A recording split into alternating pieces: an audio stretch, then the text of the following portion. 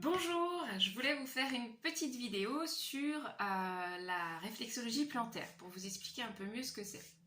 Donc en séance de réflexologie plantaire, je vous reçois, je vous pose 2-3 petites questions pour savoir un petit peu comment travailler, simplement parce qu'il y a notamment une contre-indication absolue pour effectuer une réflexologie plantaire. Ce sera le cas de thrombose, de caillots sanguins, d'AVC, tout ce qui est en lien avec le caillot sanguin. On ne fera pas de technique de réflexologie plantaire. Pourquoi? Parce que quand on travaille en réflexologie plantaire, on relance l'énergie, donc on relance la circulation sanguine, la circulation lymphatique et tout ce genre de choses qui va entraîner des drainages.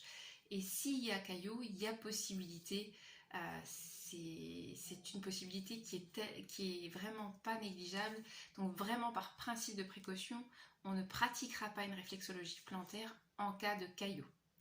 Voilà, c'est une contre-indication absolue. On le fera si il y a eu examens médicaux et que tout est rentré dans l'ordre. S'il y a eu des antécédents, mais que tout est rentré dans l'ordre, que vous êtes passé auprès d'un phlébologue, qu'il y a eu suffisamment d'études de fait pour dire non, c'est bon, alors là, à ce moment-là, on pourra mettre en place une réflexologie plantaire.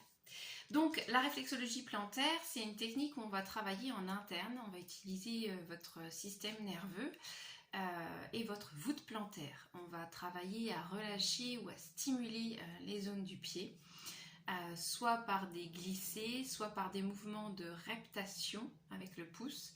On va avancer comme ça pour détendre ou pour stimuler les zones réflexes. Et on va faire aussi beaucoup de détente. L'ambiance dans le cabinet va être forcément aussi, va aider à la relaxation. Je mets une petite musique d'ambiance. Et puis derrière, vous êtes là, vous êtes posé, vous observez les réactions de votre corps. Ça ne chatouille pas, je précise, ça ne chatouille pas. Pour les personnes qui sont chatouilleuses, ça ne chatouille pas. Si ça chatouille, il faut bien le préciser au réflexologue, c'est que les pressions ne sont pas suffisantes ou c'est qu'elles sont trop fortes éventuellement, mais elles ne doivent pas chatouiller.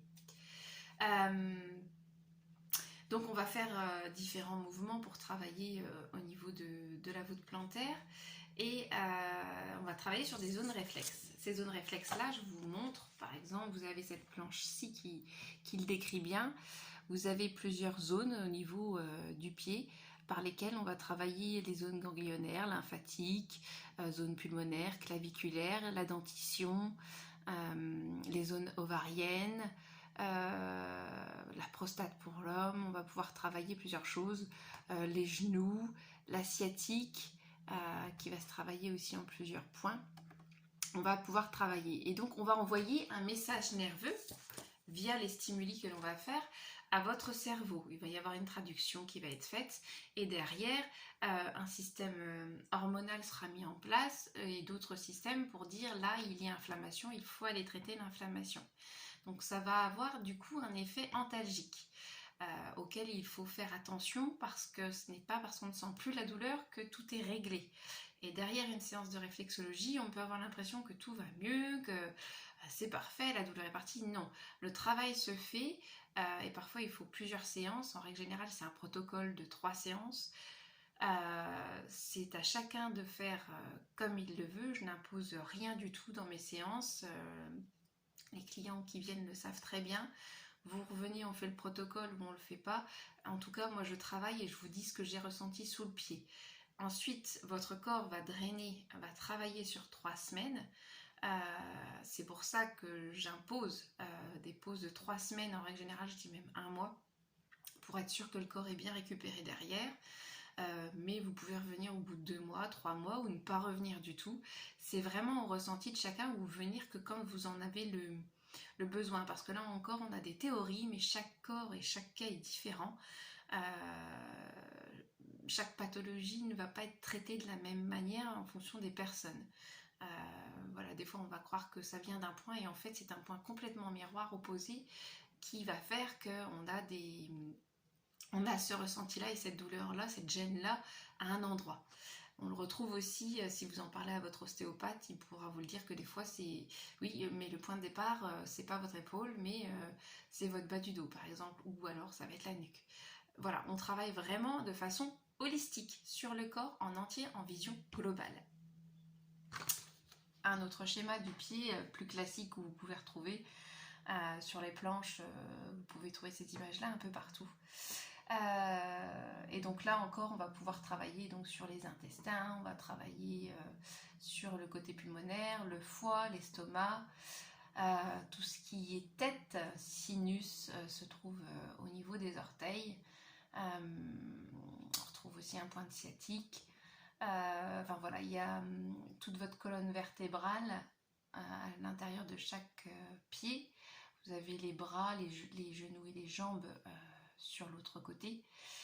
Bref, voilà, nous avons plein de zones que l'on peut travailler et stimuler. Et effectivement, c'est quelque chose qui va se vivre dans l'instant présent, puisque vous allez pouvoir entendre des glouglous, vous allez pouvoir ressentir des frissons, vous allez pouvoir ressentir des fourmillements, plein de choses. Et c'est vraiment là où on se rend compte qu'il y a un impact sur la technique, que le corps agit, réagit, réagit de nouveau aux stimuli que l'on fait. Donc voilà, c'était les petites précisions pour vous expliquer ce qu'était la réflexologie plantaire et comment on travaillait.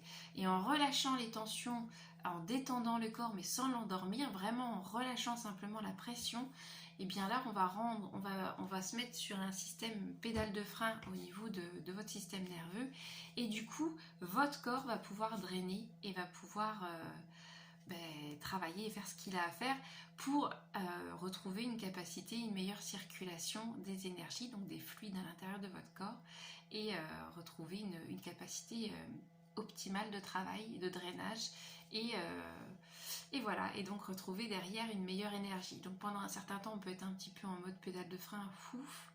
On peut avoir des sensations de froid d'ailleurs derrière, parce que tout le sang va être ramené vraiment au niveau des organes internes, donc on peut avoir une sensibilité, une sorte de sensation de froid, c'est normal, et derrière une grande sensation aussi de calme.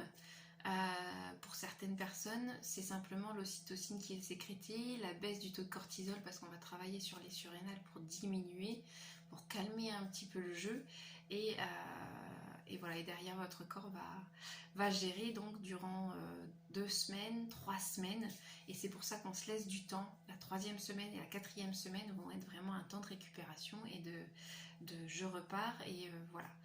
Et c'est pour ça aussi que je ne conseille pas toujours de faire les séances au bout de 3 semaines ou 1 mois, parce que c'est bien aussi de reprendre simplement un rythme normal, et puis revenir derrière quand ça va vraiment mieux. On ne va pas refaire une séance si on est encore fatigué, ça serait pas forcément... ça peut être lucratif dans le sens où on va rebooster, mais pour certaines personnes, si elles se connaissent bien, elles sauront qu'il faut laisser un peu plus de temps, d'espace entre chaque séance. Voilà les petites précisions, j'espère que ça vous aura apporté des précisions. Donc voilà, c'est la magie du corps, la magie du système nerveux et du système réflexe qu'on peut utiliser via la réflexologie plantaire. C'est la seule magie de cette technique, mais elle est merveilleuse. Je vous souhaite une bonne journée. Au revoir.